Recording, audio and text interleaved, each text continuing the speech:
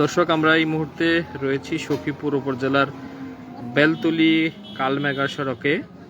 এখানে গত রবিবার থেকে রাস্তার ধারে একজন বৃদ্ধ পড়ে রয়েছেন। এখনো পর্যন্ত তার নাম ঠিকানা পরিচয় এভাবে পাওয়া যায়নি। গত সোমবার তিনি এক সাংবাদিকের সাথে কথা বলার চেষ্টা করেছিলেন। তিনি জানিয়েছিলেন তার নাম জলিল, বাড়ি রাজেন্দ্রপুর এলাকায়। তার একটি ছেলে রয়েছে, নাম আশিক।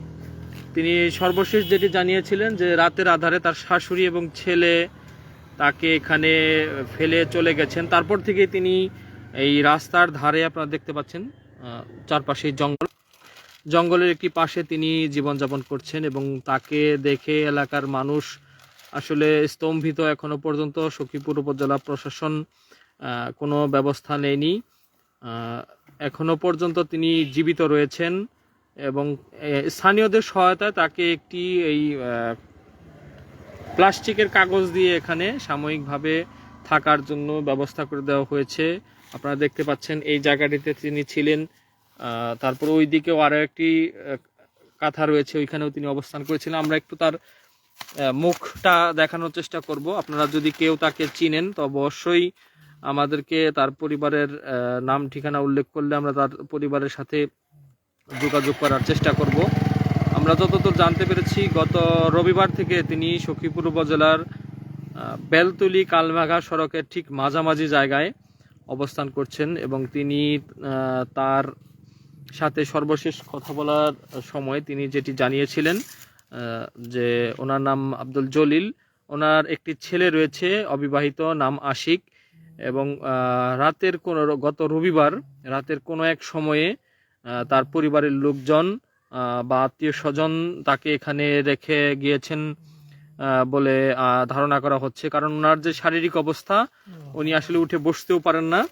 ওনার পক্ষে এত কিছু নিয়ে আসলে চলাফেরা করা সম্ভব না। আপনারা দেখতে পাচ্ছেন এখানে যারা সাধারণ মানুষ তাকে কিন্তু পাউরুটি, পানি সহ অন্যান্য খাদ্য, কেক, অন্যান্য কিছু দিয়ে তাকে বেঁচে থাকার জন্য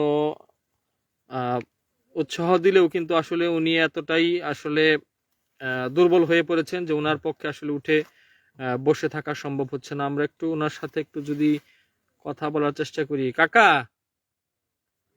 কাকা, আপনার বাসা কোথায়? কিছু কি মনে পড়ে আপনার? আপনার বাসাটা কোথায় কাকা? বাসা কোথায় কাকা? হ্যাঁ, কোথায় বুঝতেছি না। রংপুর, রংপুর, হোসেনপুর, না রাজেন্দ্রপুর? আসলে ওনার কথাটা অতটাও স্পষ্ট না। আপনার ছেলের নাম কি? আশিক। উনি যতদূর জানতে পারছেন আমাদেরকে, ওনার ছেলের নাম আশিক। আপনাকে এখানে কে রেখে গেছে? আশিকে রাতের বেলা রেখে গেছে? তাকায় দেখেন একটু, একটু তাকান। আপনার ছেলে রেখে গেছে আপনাকে এখানে? কি জন্য রেখে গেছে?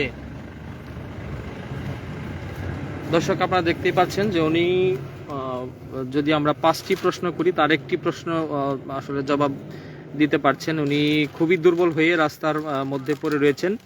আমরা স্থানীয়দের সাথে কথা বলেছি। গত রবিবার থেকে তিনি এখানে অবস্থান করছেন, কিন্তু এখনো পর্যন্ত সখীপুর উপজেলা প্রশাসন তার আসলে কোনো পুনর্বাসনের ব্যবস্থা, আমরা যতদূর জানতে পেরেছি রাস্তার ঠিক পাশে যে আমরা এই যে অবস্থানটি এখন আপনাদেরকে দেখাচ্ছি, এটি হচ্ছে সখীপুর উপজেলার বেলতলী এবং কালমেঘা যাওয়ার যে সড়ক, সেই সড়ক, এবং মাঝামাঝি জায়গায় ওনাকে রেখে দেওয়া হয়েছিল। পরবর্তীতে সাধারণ মানুষ তাকে এই শীত নিবারণের জন্য এই শীতের মধ্যে তাকে একটি কম্বল, কাঁথা এবং খড় এবং উপরে প্লাস্টিকের কাগজ দিয়ে তাকে এখানে থাকার জন্য ব্যবস্থা করে দিয়েছেন।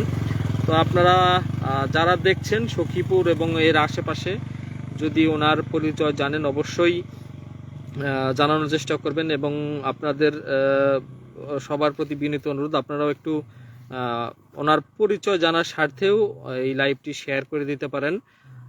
উনি যতদূর আজকে আমাদেরকে যতদূর জানাচ্ছেন যে আসলে ওনার কোথা থেকে এসেছেন, কোথায় বাড়ি, এটি তিনি বলতে পারলো সেটি অস্পষ্ট, তবে ওনার যে একটা ছেলে রয়েছে নাম আশিক, সেটি তিনি আমাদেরকে জানাতে সমর্থ হয়েছেন। কাকা, কোথায় থেকে আসছেন আপনি? কোথায় থেকে?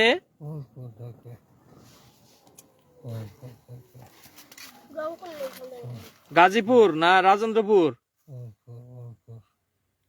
আপনার নাম কি? জালাল।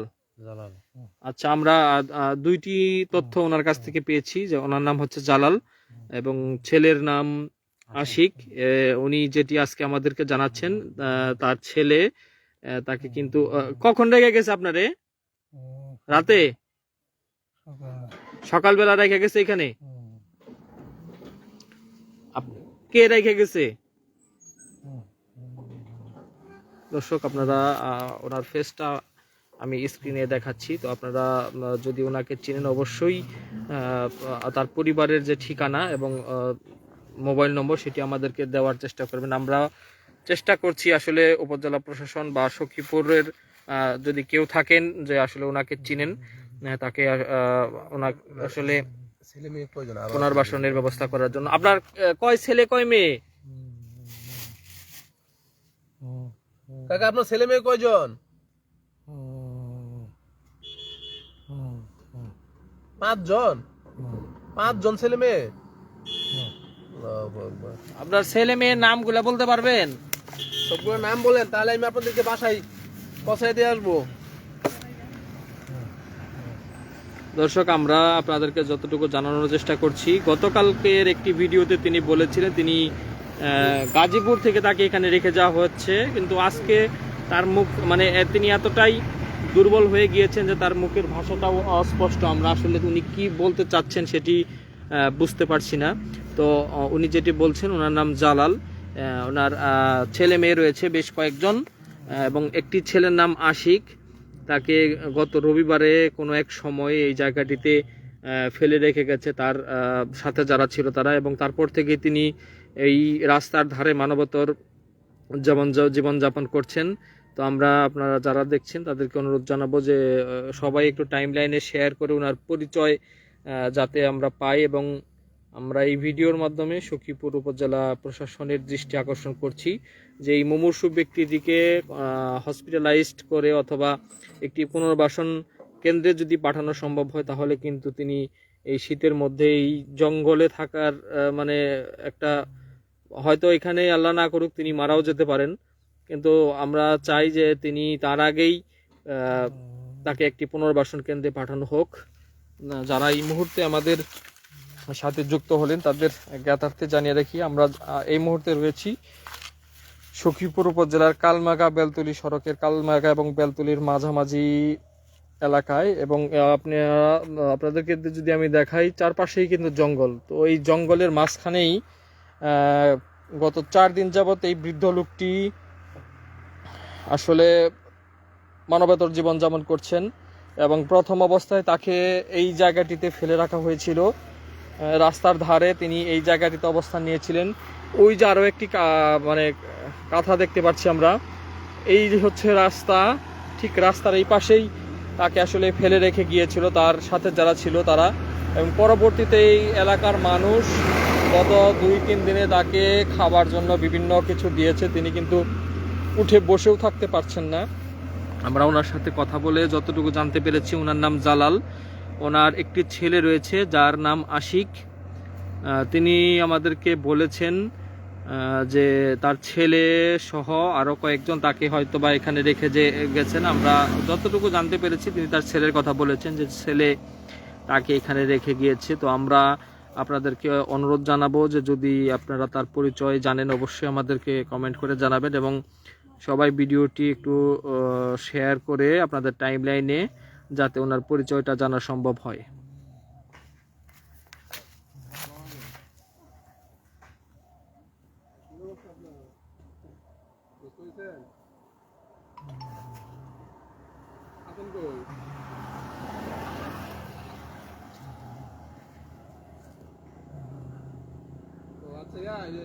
ভাই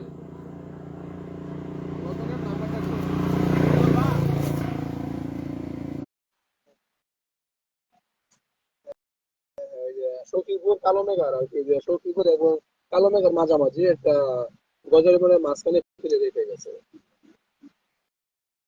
হ্যাঁ হ্যাঁ। তো দর্শক, আপনারা দেখতেই পাচ্ছেন যে এই শীতের মধ্যে এই জঙ্গলের একটি পাশে তিনি রয়েছেন।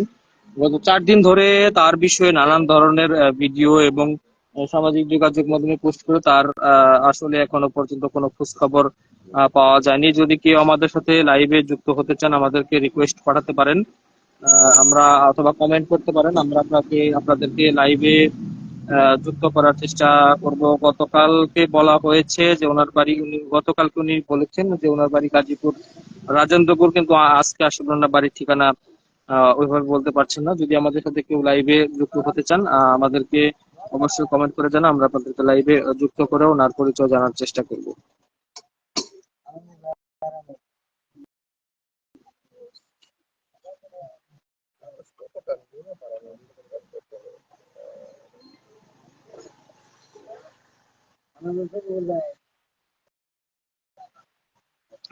দর্শক, এই মুহূর্তে আমরা রয়েছি সখীপুর উপজেলার বেলতুলি এবং কালমেঘার যে সড়ক, এবং বেলতুলি এবং কালমেঘার মাঝামাঝি অবস্থান, এবং এখানে জঙ্গলের পাশে এক ব্যক্তিকে কে বা কারা ফেলে রেখে গিয়েছে। গত 3 থেকে 4 দিন যাবত তিনি এই জঙ্গলের পাশে অবস্থান করছেন। তো আমরা ওনার সাথে আহ, কথা বলার সময় তিনি আমাদেরকে যেটি জানিয়েছেন যে ওনার নাম জালাল, তার ছেলে রয়েছে যার নাম আশিক। তিনি যতটা জানালেন যে তার ছেলে এবং ছেলের সাথে আরো আহ, লোকজন থাকতে পারে, তাকে এই জঙ্গলে ফেলে রেখে গিয়েছে। গত 3 থেকে 4 দিন যাবত তিনি কিন্তু উঠে বসে থাকতে পারেন না, তারপরেও এখানে শুয়ে রয়েছেন, মানবতার জীবনযাপন করছেন। তো আমরা এই ভিডিওটির মাধ্যমে উপজেলা প্রশাসনের দৃষ্টি আকর্ষণ করব, তাকে যাতে একটি পুনর্বাসন কেন্দ্রে স্থানান্তর করা হয়।